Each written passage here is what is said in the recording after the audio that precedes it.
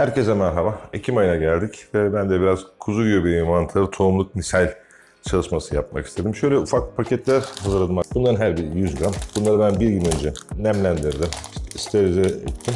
Bunlara bugün likit misal tatbik edeceğim. Misallerimizi yeterince karıştırdık ve parçaladık. Çalışmaya başlamadan önce ellerimizi iyice izopropil alkolle temizliyoruz. Kullanacağımız şırınga, iğne, kavanozumuzun da enjeksiyon portunu da temizleyeceğiz. Çalışacağımız yüzeye de biraz sıkalım.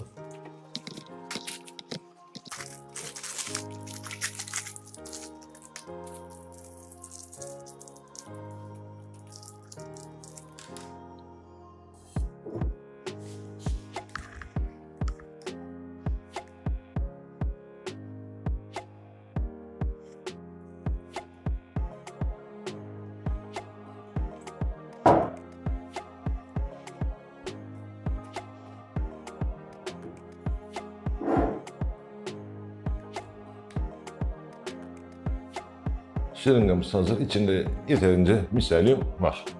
Arkadaşlar bu poşetlere ben enjeksiyon portu yapıştırmadım. Çünkü bu poşetleri bir kere kullanıp atıyorsunuz. Enjeksiyon portu daha çok kapaklarda daha kullanışlı oluyor. Yani bunu birçok kez kullanıyorsunuz çünkü. Enjeksiyon portun avantajı şu oluyor. Bu her türlü kendini kapatıyor arkadaşlar. Yani iğneyi buradan geçirdiğiniz zaman arka tarafına çıkardığınızda buradaki delik kalmıyor. Ancak düz poşette ben şimdi iğneyi buna tatbik ettiğim zaman poşet yüzeyinde delik oluşuyor. Bu delik kapanmıyor maalesef. Ve bazen de bu delik gerilmelerden dolayı yırtılıp açılıyor. Bunu engellemek için arkadaşlar pratik bir yöntem var. O da bant yöntemidir. Enjeksiyon yapacağınız yüzeye önceden bant yapıştırıyorsunuz. Enjeksiyonu yaptıktan sonra tekrar o deliği aynı bantla kapatıyorsunuz. Şimdi enjeksiyon yapacağım yerleri önceden bir alkollü peçeteyle iyice temizliyorum.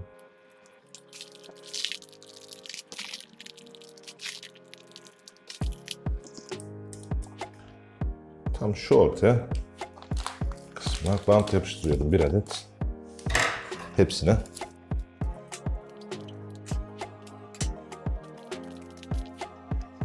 Bantları yapıştırırken fark ettiyseniz tekrar üzerlerine elledim. O yüzden tekrar siliyorum. Bant yapıştırdığım yerleri.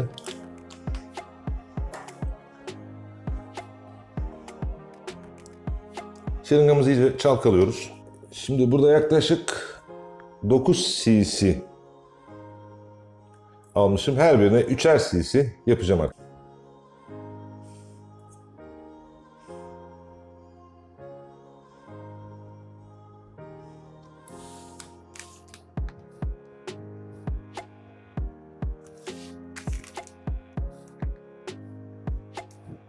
Tekrar bantla yapıştıracağım. Kapatacağım.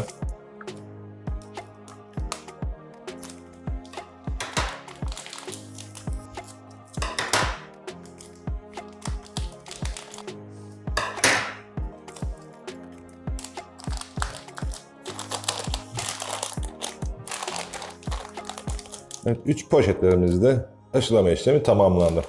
Bunların sarımı aşağı yukarı 15 gün sürecek. İstiridye mantarında bu süre 20 günü buluyor. Şitaki'de 30, beyaz kültür mantarında da bu süre yaklaşık 25 gün. Şöyle bir bilgi vermek istiyorum arkadaşlar. Enjeksiyon portu ne kadar önemli? Bakın enjeksiyon portu az önce bahsettiğim gibi iğne yaptığınız yer kendi kendini kapatıyor. Ama enjeksiyon portu olmadığı zaman biz buna iğneli delik açarsak şöyle bir poşetle ben bunu tatbik olarak göstermeye çalışayım.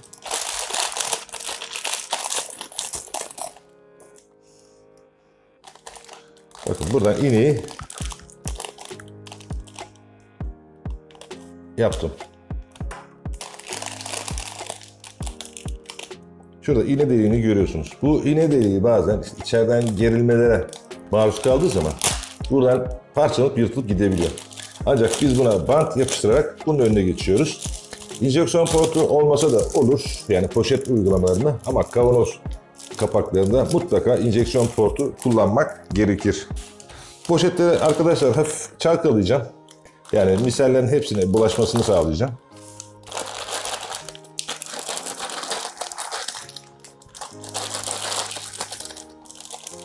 Şimdi bunları karanlık bir ortama koyacağım. Nem kontrolü yapmayacağım ancak ısı 23-25 arası stabil kalacak. 15 gün sonra tekrar görüşmek üzere. Bir hafta geçti. Gördüğünüz gibi bayağı beyazladı 3 poşetimizde. Sıkıntı yaşamadık. Bunları ben 2 günde bir karıştırdım. Eğer karıştırmazsam daha önceki videomda da bahsettiğim gibi bir yerden sarım başlıyor, yoğunlaşıyor. Şu mesela bunlar üstten başladı, aşağı doğru indi. Bu kısım sarım oluşmadı. Ama yine yavaş yavaş oluşuyor yine burada. Bu çok sert oluyor. Kullanacağımız zaman bunu parçalamak zorunda kalıyoruz. Karıştırırsak bunları hiçbir şekilde parçalamamıza gerek kalmayacak. Bakın şu şekilde dağılıyor. Yani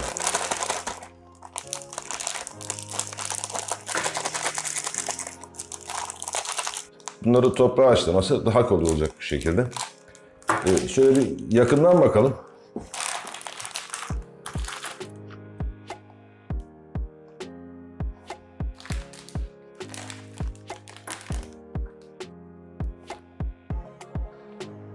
Bakın buğday tanelerinin üzerleri hep beyazlamış. Her yerine bulaşmış. Temiz bir sarım. Herhangi bir sıkıntı yok.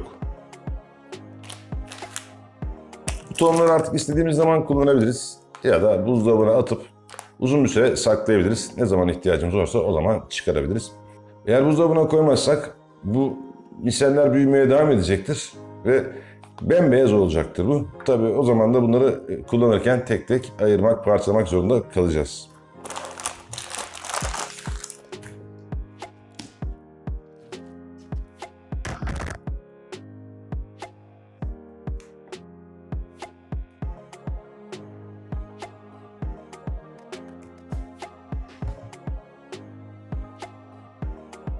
Şöyle bir uygulama yaptım arkadaşlar. Tohumları toprağın üzerine bıraktım.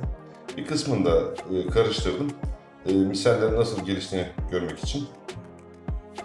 Oldukça iyi. Hiçbir şekilde küf olmadı. Toprağın üzerinde de ilerlemeye başladı. Bunu ben işte buzdolabında soğutacağım bir hafta.